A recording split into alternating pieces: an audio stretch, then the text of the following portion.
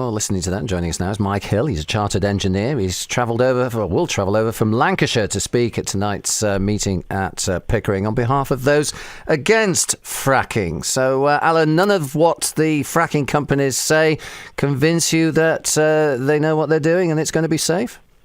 Hi, yeah, thanks. Good evening, it's Mike Hill. Thanks for having me on the show. No, basically, to be honest, the responsibility, I think, lies more with the government and the regulators and less so with the operators. So my role tonight really in this debate is just to inject, as you just said, I'm a chartered engineer, I'm going to inject some science and engineering into the debate and give people some facts rather than the spin and propaganda which they've been getting up until now. You'd expect the industry to do that, but you don't really expect the government and the regulators to do that. So I don't, to be honest with you, I'm not bothered, but I'm not that concerned whether you're pro or anti-fracking. I just want people to come to that decision based on science and engineering and facts rather than spin and propaganda. Well, I think that's what everybody wants, really. So what are the facts then that you take against the government and the various scientists that have come on here saying that it'll be perfectly safe? Well, I suppose, the safety issue is one aspect, and the regulatory regime, which is my specialism, regulatory regime and the inspection and monitoring strategy, is totally inadequate to protect the public health, essentially. But there's also a number of other issues, such as you hear a lot of the times people saying this is a bridge to a low-carbon future, but that doesn't stand up to any serious scientific scrutiny at all. If you only had two choices, say, two terrible choices, you could either burn coal or you could explore and burn shale gas. Well, coal, if you cared about the planet, would be absolutely the option you would go for every single time. To explore and burn shale gas is about 3 times dirtier from an equivalent CO2 point of view, greenhouse gas emissions, than just burning coal. Is that right? There's a number of, absolutely. There's a study done in the States in 2011 and 12, and the States have fracked, of course, by far the most wells. They fracked around 300,000. And Cornell University did a large study back in 2011-12. They've since backed it up in 2016. They extended that study, went back to their original results, and actually found the situation was worse. And actually, York University just recently also published a study showing that fugitive emissions seems to be around 5 times higher than they originally anticipated. And with shale gas, once you go above around 4% on the pad, you'd be cleaner to burn coal. Now, by the way, I'm not encouraging people to burn coal at all. I think there's much better options in the renewable sector, more high-tech, more jobs, and quite frankly, more money. But Mike, don't we need that bridge? No, everyone knows any fossil fuel is really not the answer. But we do need a bridge until the renewables are competent enough to take over. Yeah, the renewables actually, in fairness, are taken over pretty fast. It's happening an awful lot quicker than was originally anticipated. Ed Davey mentioned that recently in the House of Commons, and he was, of course, the former Secretary of State for Energy, and he originally supported fracking. Now he doesn't, because he says renewables is coming up so quickly, it's just not necessary. The government themselves have said that shale gas is not needed at all for the UK's energy security. We are secure for the next 20 years without shale gas. So from an energy security point of view, it's not necessary. As a bridge to a low-carbon future, where there are much better bridges, this is a dead end. And the further we go up this dead end, the further we've got to come back down again and take the right path, because this is about the dirtiest option you could choose, shale gas. It's a complete nonsense. From a scientific point of view, it's a complete nonsense. So it's dirty. And what about the regulations then, the regulatory bodies? It's a new technology. Well, I say it's new. I mean, it's been going on in America, but it's new to this country. Do we have the regulations in place? Well, I'm going to let me hazard a guess. You don't think we do? No. I mean, I work as an EU expert advisor on the technical working group of the hydrocarbon breath at the EU Commission, and that examines best available techniques and regulations, etc. And I've been studying this for around about 8 years now. I'm a conventional oil and gas guy, not from fracking, but nevertheless I'm able to study it. And essentially the regulations, no, they don't exist. And the Royal Society came up in 2012 with 10 key recommendations to allow the industry to continue. And I wrote a peer-reviewed paper and I presented it back to them, but concluded 90% had not been implemented. And Professor Paul Younger was on that panel at the time when I was there presenting that paper, and he agreed with me. He said that it was the most important one, mind, but he agreed with me. So no, the regulations are not in place at this point in time. And this industry onshore, where you have a public, where you have farming, you have tourism, you have indigenous industries where lots of jobs could potentially be lost, and you have a public where their health, particularly children's health, could suffer neural tube defects, congenital heart defects, childhood leukemia.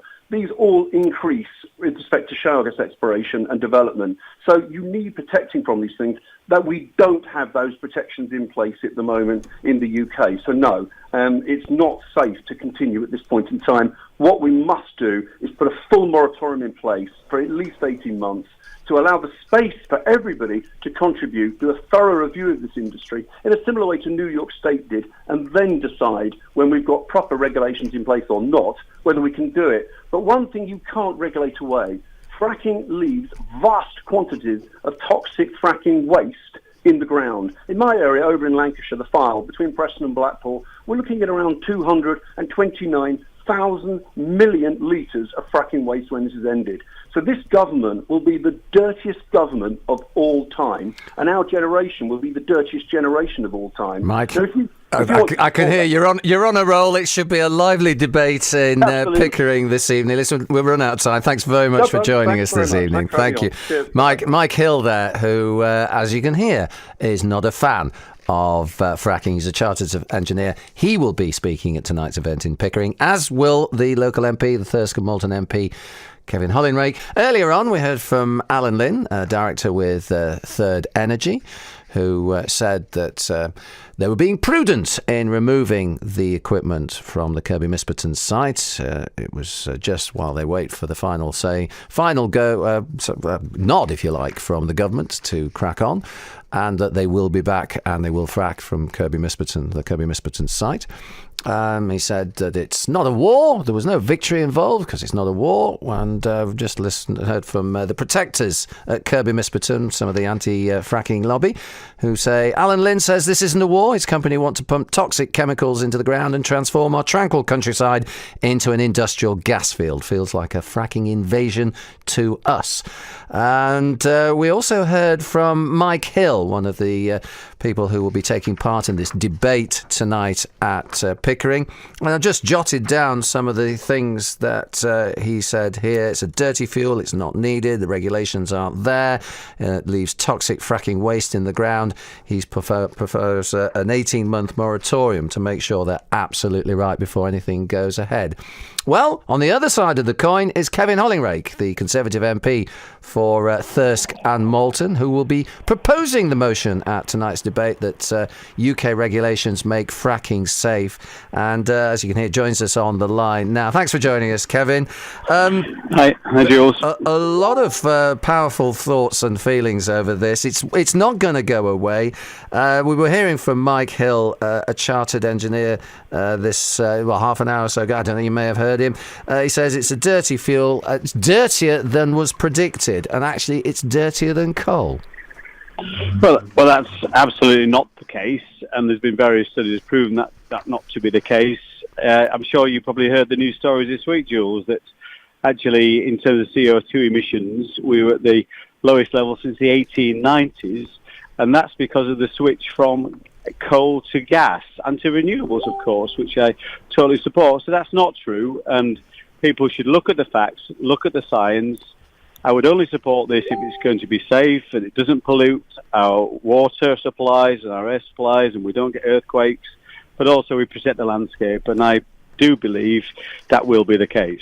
And what about regulations, Kevin? I mean, we've seen the problems with other pollution where the regulations have been, lamentable in cases. I mean, how can you be so sure that you've got the regulations in place for a technology that we still don't know a huge amount about it, do we?